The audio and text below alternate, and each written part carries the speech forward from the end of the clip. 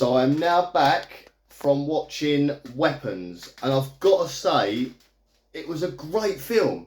It was one of these films where you sort of start watching it, you sort of start back here, and slowly you get more and more into it, and you're like that with this film. It's like one of those where you get immersed, and it's like you don't want anyone to walk in front of you. I think it's just going to break you from this film.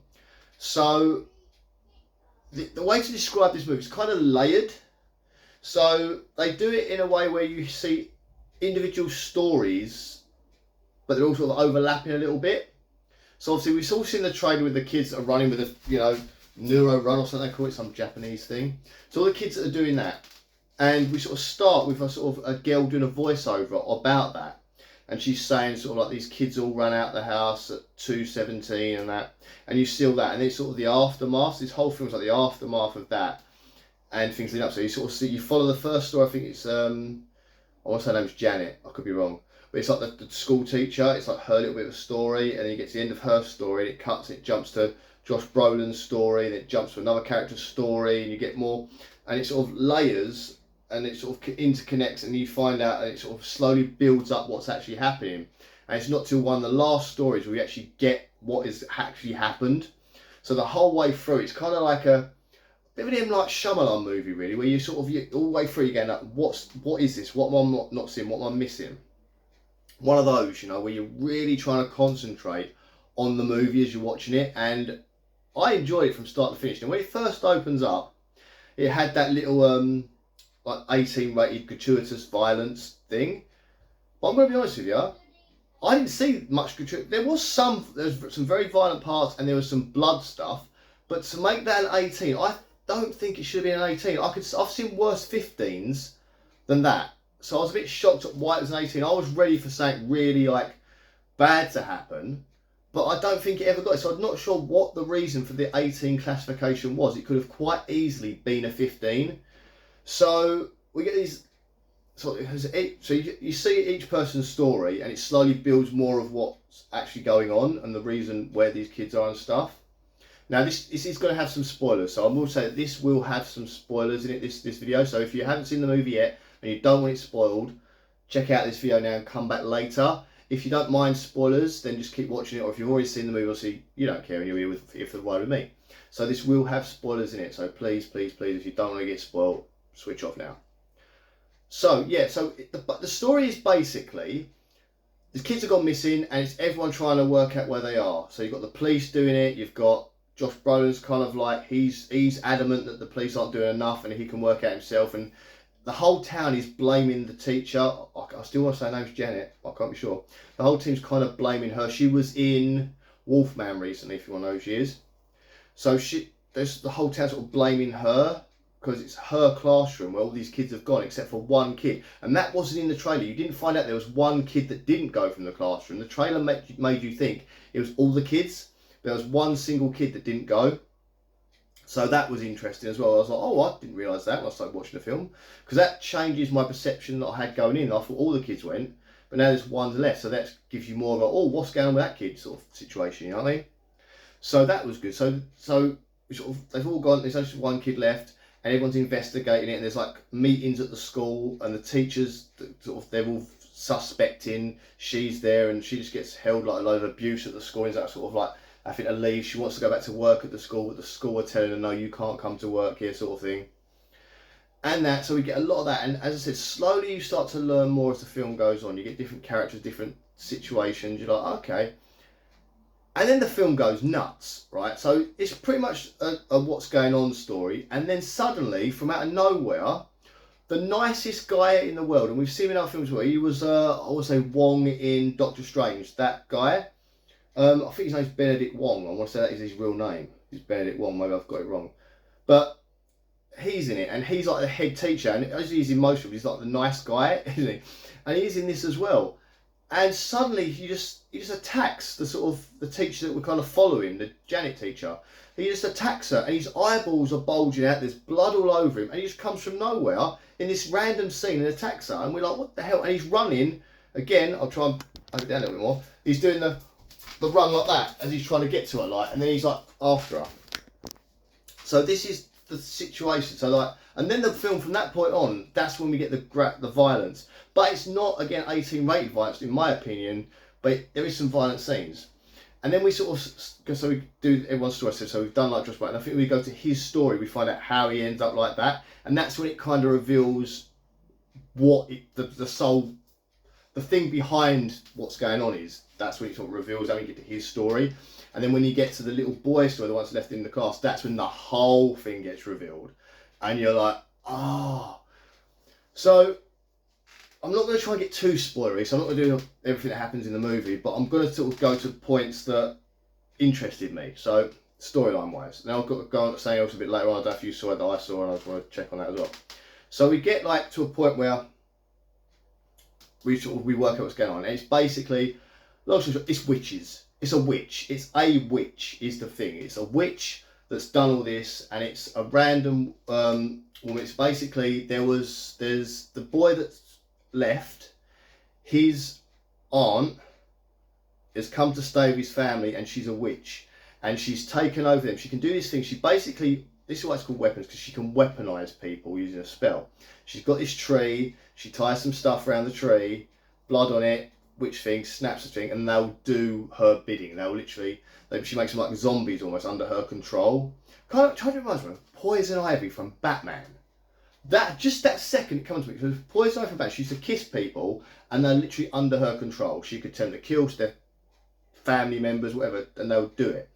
This is what this is much like. So this woman's got his tree, she whaps him in a tree, snaps a twig, and they'll just go on the hunt. So when we see Benedict Wong's character, he's in a house with his husband, and they're sort of happy, if anything. She turns up at the house, and she literally does the spell in front of them. She's like, oh, I see a bowl of water. She puts the water down there. She gets a little twig out. And he's like, is that my ribbon? And she's like, yeah. She starts wrapping it around the thing, and then she cuts the guy next to him's hair, and she wraps it around the thing. And the husband's like, what the hell? She's cut my hair. Wraps around the thing, cuts the thing, and bleeds on the thing, and then she just, and then Wong eyes go big, and he just attacks his husband and just brutally kills him. It's a proper nasty killing as well. So you don't, again, 18 rape, but you don't see it completely. It's kind of half obscured, where he's basically got on the front, he's just headbutting him repeatedly in the thing, right?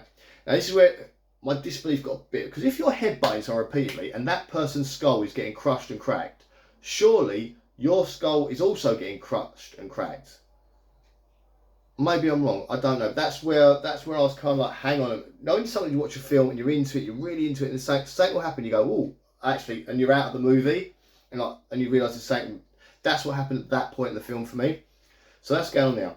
Then he goes, then she gets the hair that she'd already had cut off the Janet, teacher woman, and she wraps that around it, and she snaps again. And Wong just goes off, and that's when, again, I said this is kind of a bit Pulp Fiction-y, where it's slightly out of order in some ways.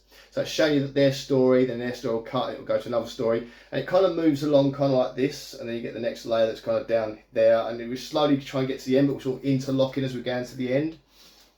So it goes off. So we know that she's a witch and she can control people like that. She's got the parents of this kid under control. So they're like zombies sitting at a dinner table, and she basically gets the kid and says to him, like, can't tell anyone I'm here, you can't tell anyone what's going on, or I'm going to hurt your family. She shows it by getting them to stick forks in their face.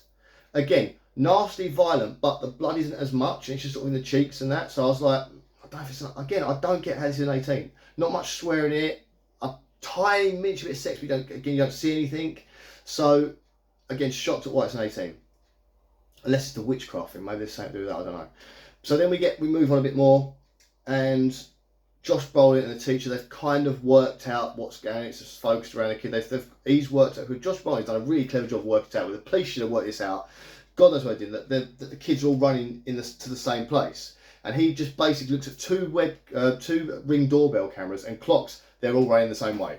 Why the police didn't work this out? What is wrong with this police department? They're just too fit to have sat and gone, let's see where they're running. But Josh Brolin just went, hang on a minute, that's to there. Okay, that's where mine is. He goes and knocks on a neighbour's house who's got footage and goes, can I see the footage? Okay, so they're running there. So if they're both running like that, that's the crossing point. They're running to this point where they're crossing. They're both running the same way.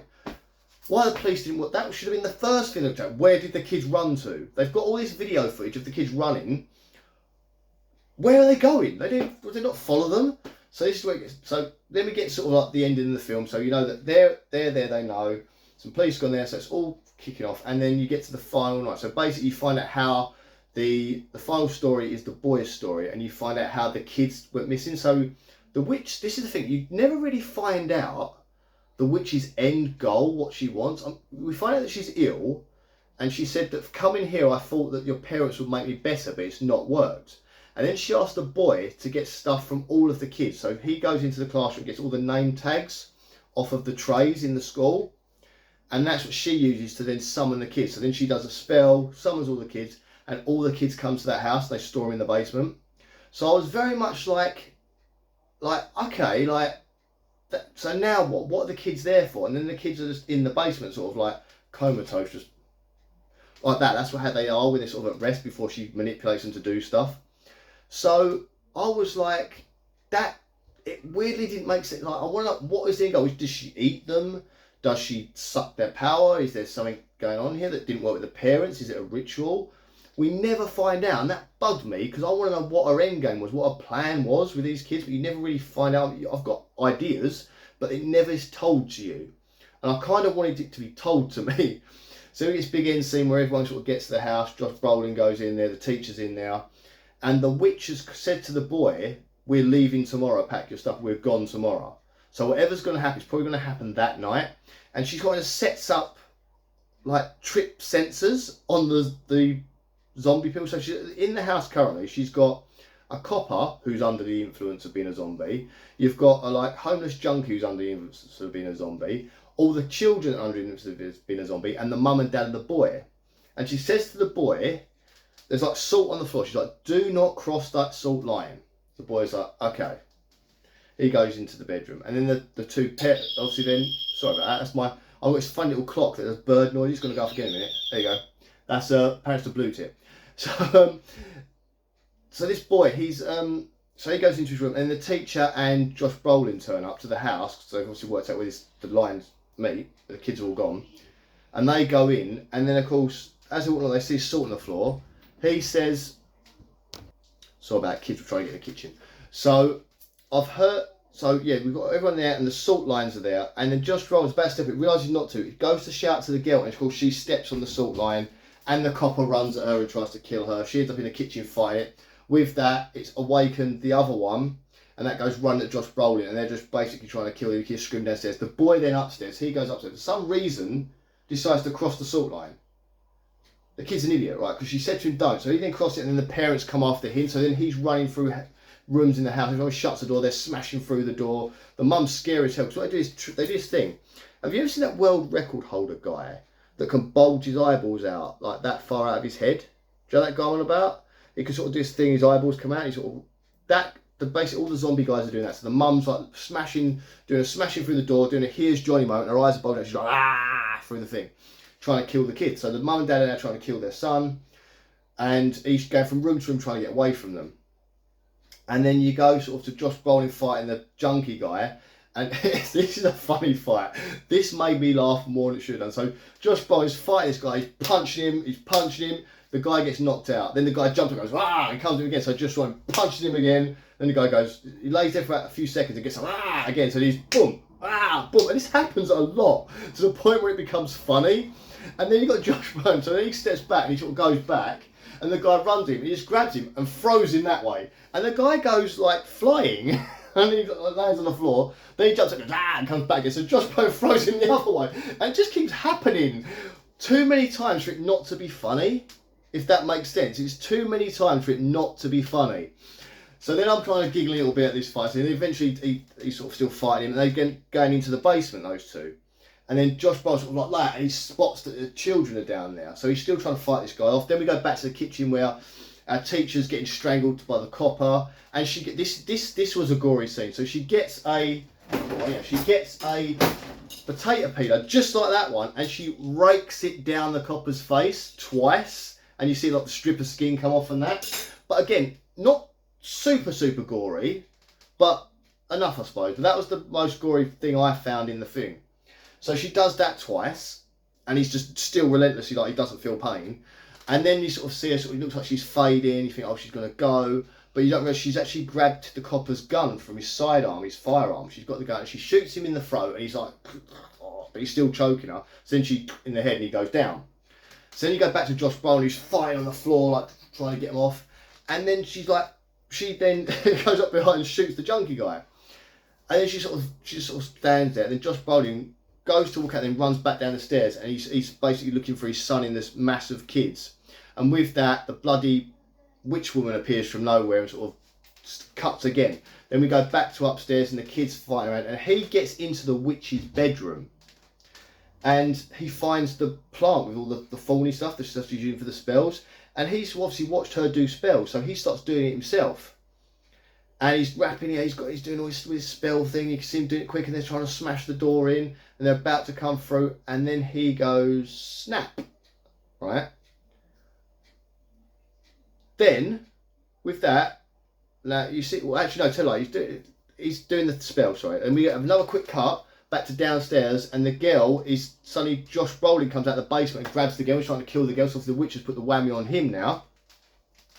And he's like choke her out, and the witch comes upstairs. She's standing in front of the girl, going, "Yeah, that's it, choke her out." And he's like got her in like head, like there's a head there. And he's like proper like choking her out, proper like MMA style, you know, chokehold, really naked choke on her. And he's choking her out. She's like, ah. The witch is just standing in front of her, going, "Yes, good, do it." Very Emperor-like from Star Wars. Okay, I've got best of Emperor from Star Wars. Like, do it, go, yes. She's doing all that sort of stuff, choking her out. Sorry. Suddenly, the boy's upstairs, and he gets the spell finished and snaps the twig. With that, all the kids in the basement come tearing up the stairs, and they go for the witch. Because what the boy's done is he's wrapped the witch's hair around it, so now the target is the witch. And these 17 kids come rushing up from the basement, all little kids, all like 5-year-olds, and it becomes like something out of 28 Days Later. Because all these kids are like, rah, and they're running up the stairs, they're doing the little weird run as well, as they're running. The witch clocks it, and she's like, she goes running, and then we get another bit of a scene which I don't think it's supposed to be funny, but it kind of looked a bit funny. But this old witch woman going, running along. These children, lots of them, running after her like crazy. Like, always going on.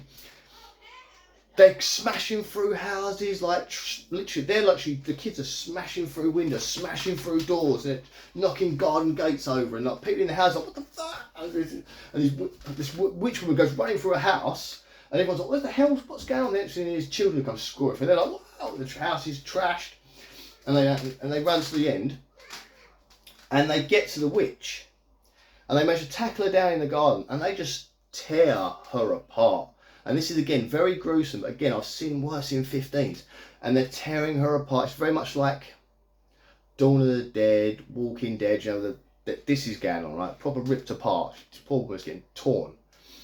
And as they kill the witch, this takes the spell off of everyone else. So then you get Josh Brolin, who's choking the life out of the woman. So he just stops and lets go of her. And she sort of hits the floor. She's like, whoa, like that. It's funny. He's like, I remember his son, he goes bolting out the thing, and he's following the trail of destruction, gets to where they've killed this witch, and there's just blood all over the grass, and bits of like legs and arms everywhere, and the kids are just sort of like a little bit comatose, but more like they're in shock, staring at this like dead person on the floor. And then he gets his son, picks up his son, and like just holds him and starts carrying him home.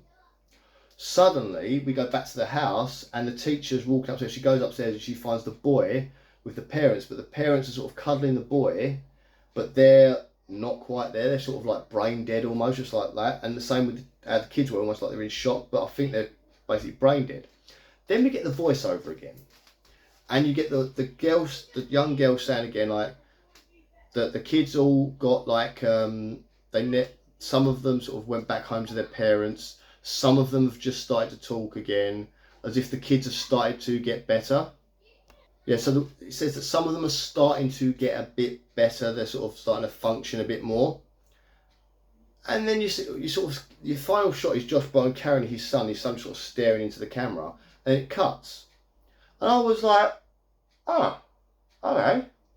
So I enjoyed the film. I loved the ending. I loved how it went. It did get a bit comical at the end. Again, I don't know if it was meant to be comical, but it was comical. I found it comical anyway. I found it a bit comical at the end. Some of the action stuff that was going on, a little bit funny. So I was a little bit distracted by that.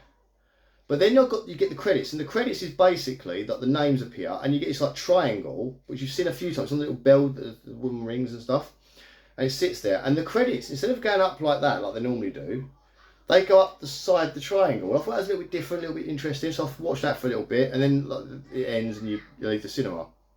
So my kids just keep kids, summer holidays, you know.